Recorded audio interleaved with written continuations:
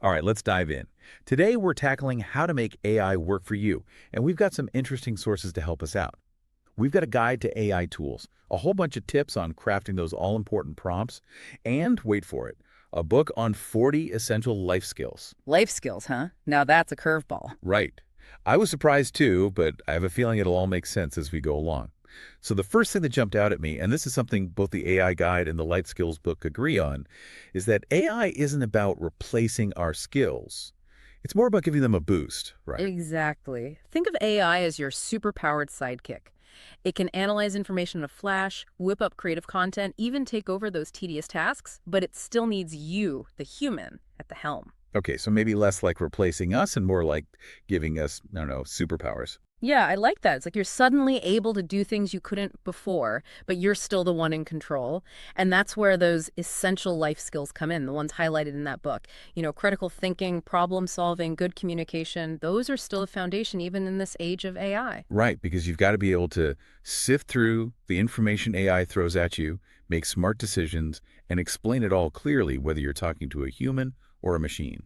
Hmm. Speaking of which, there's this part in the life skills book about using AI to learn first aid. Have you seen that? I have, yeah. It talks about AI apps that can walk you through procedures, give you feedback on your technique, even throw you into simulated emergencies. Wild, right? It is, and it really highlights how AI can make learning just about anything more accessible, more engaging, even for those hands-on skills. Okay, let's talk about the AI tool that everyone's buzzing about, ChatGPT. I gotta admit, I've been having a blast with it. Writing stories, doing some research, brainstorming. It's like having a creative partner on Call 247. But I've also noticed it's not perfect. Sometimes it's brilliant, other times not so much. What's your take?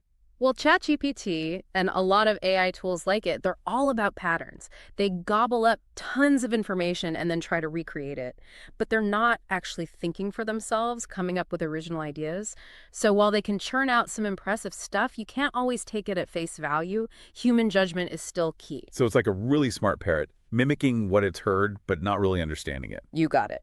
Which is why giving it clear instructions is crucial. And that's where those effective prompts come in. Remember that source we have on that? Mm. It emphasizes that you need to be super specific, like you're giving someone directions. Right, so instead of saying, write me a poem, I should say something like, write me a sonnet about the ocean with lots of imagery and a specific rhyme scheme. You nailed it. The more details you provide, the better ChatGPT or any AI understands what you're looking for. Your own knowledge and skills come into play here, guiding the AI to get the results you want.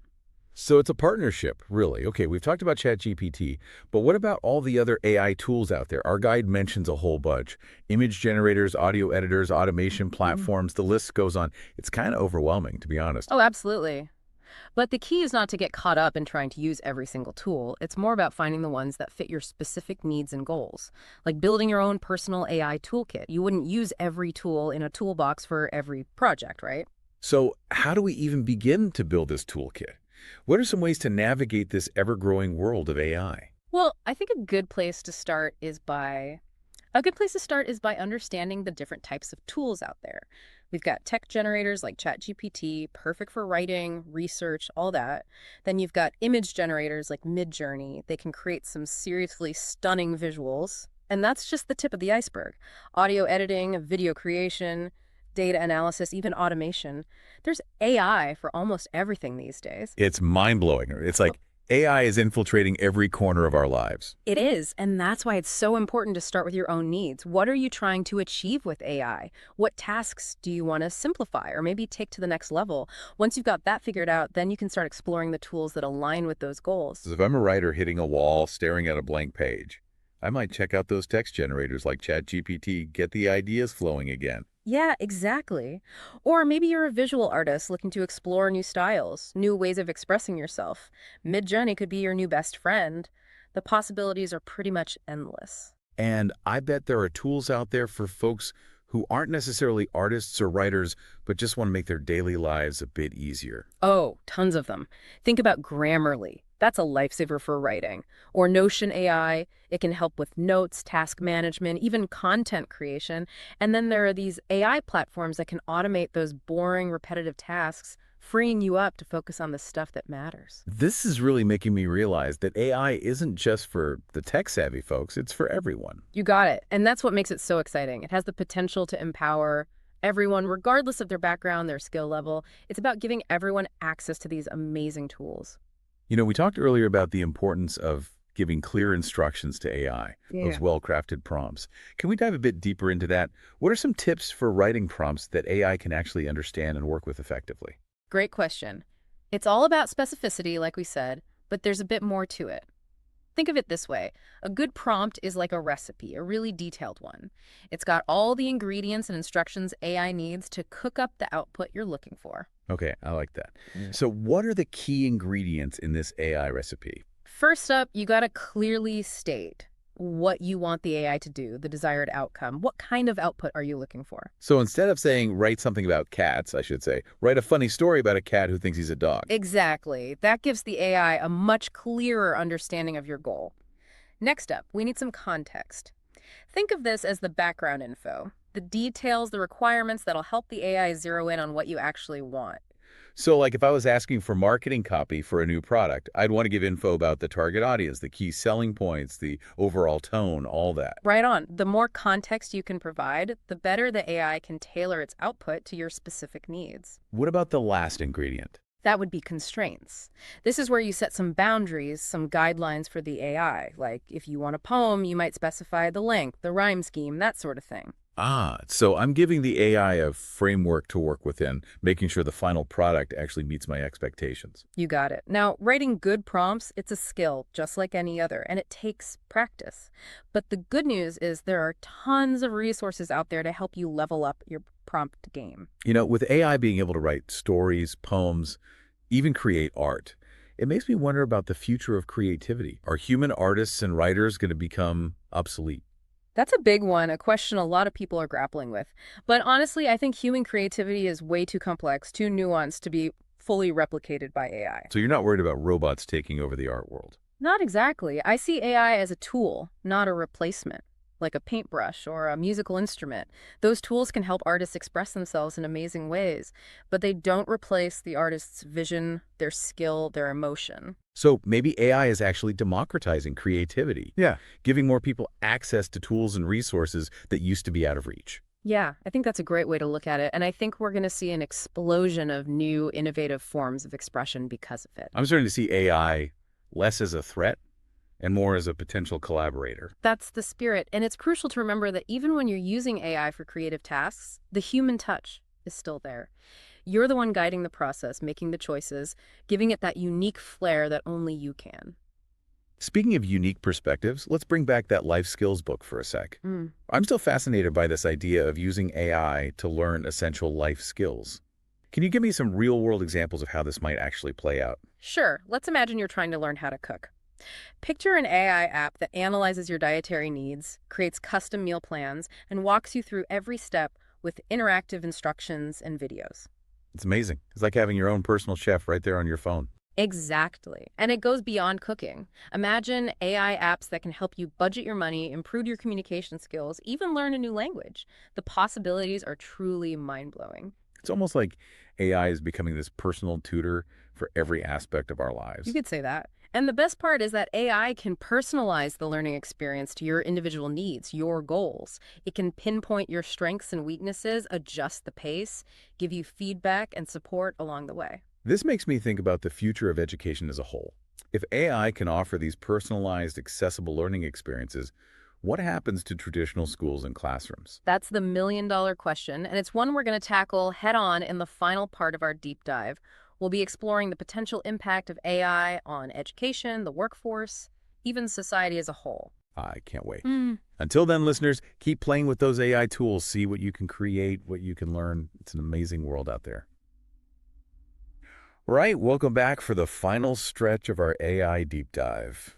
You know, it's funny. We started out talking about writing poems and making art with AI, and now we're here pondering the future of education and work. It's amazing how this conversation just keeps expanding. It really does. Yeah. AI is no longer some far-off concept. It's woven into the fabric of our lives, shaping how we learn, how we work, how we interact with the world around us. Which brings us to the big question, the one that's been lurking in the background this whole time. What does the future hold for AI, and what does that mean for us humans? It's exciting for sure, but also a bit, well, intimidating, don't you think? I get it. There's a lot of uncertainty when it comes to AI, a lot of what ifs. Some people are worried about AI taking over jobs. Others see it as a force for good, creating new opportunities and making our lives better. It's like we're at this crossroads, multiple paths ahead, and we have to choose the one that leads to the best possible outcome. But how do we even know which path that is? That's the challenge, right? And that's why it's so important to have these conversations to explore both the potential benefits and the potential pitfalls of AI. Because the decisions we make now will shape the future, not just of AI, but of humanity itself. Okay, let's talk about the elephant in the room. Jobs. Lots of people are worried about AI automating their jobs out of existence. Is that a legitimate concern? It's definitely something to think about, seriously. There's no denying that AI will automate some tasks, especially those repetitive, predictable ones. And yeah, that could lead to some jobs disappearing, particularly in certain sectors. So it's not just fear-mongering. The robots really are coming for our jobs. Hold on, it's not that simple. It's not just robots replacing humans, it's more nuanced than that. Remember, AI is a tool, and like any tool, it can be used for good or bad. The key is making sure AI is developed and used in a way that benefits everyone. So it's not about stopping AI, it's about steering it in the right direction. Exactly. We need to focus on AI that complements human skills, enhances them, not eliminates them. Imagine a world where AI handles all the tedious stuff, freeing us humans up to focus on more creative, strategic, problem-solving work. That actually sounds pretty good. But wouldn't that require a major shift in how we think about work, about education? Absolutely. We've got to prepare for a future where learning is a lifelong thing. The skills that are hot today might be obsolete tomorrow, so being adaptable, embracing new tech, constantly upskilling, that's going to be crucial. Which takes us right back to that life skills book. It's like the authors knew this was coming, emphasizing those core skills, critical thinking, problem solving, communication, adaptability. Those are the skills that'll matter most in this AI-powered world. It's true. Those skills are becoming more valuable than ever. And the cool thing is that AI can help us develop those very skills. Remember those AI-powered learning apps we talked about? They can provide personalized instruction, feedback, support, making learning more engaging and effective. So AI can actually help us become more human in a way, taking care of the routine stuff so we can focus on those uniquely human qualities, the things that make us valuable, irreplaceable. Exactly. It's about finding that sweet spot, that balance between human and artificial intelligence, leveraging the strengths of each to create a future that's both prosperous and fulfilling. You know, this conversation is really shifting my perspective on AI. I used to see it as this separate thing, something happening over there in the tech world. But now I'm seeing it as something that's deeply intertwined with our lives, something that has the potential to shape our future in really profound ways. I'm glad to hear that. The more we understand about AI, the better equipped we are to make informed decisions about how it's developed and used. So what can we do as individuals to make sure AI is used for good? Can we just trust the tech companies, the governments, to make the right choices? We can't just sit back and be passive. It's up to all of us to participate in this conversation, to advocate for responsible AI development, to demand transparency and accountability from those who are shaping this technology. That's a powerful message. We're not just along for the ride. We have a role to play in steering AI in the right direction. But where do we even start? It all seems so complex, so overwhelming. Start by learning. Read articles, listen to podcasts like this one, go to talks, engage in discussions about AI. The more you understand, the better prepared you'll be to participate in the conversation and push for responsible AI development and use. It's like we're all pioneers, navigating uncharted territory. We may not have all the answers, but we have the power to ask the right questions to shape the path forward.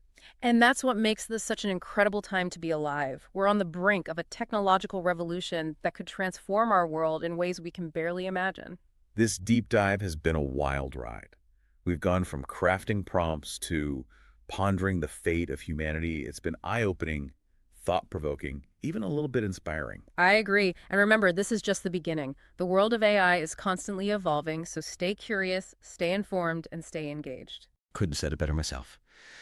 And listeners, thank you for joining us on this journey into the world of AI.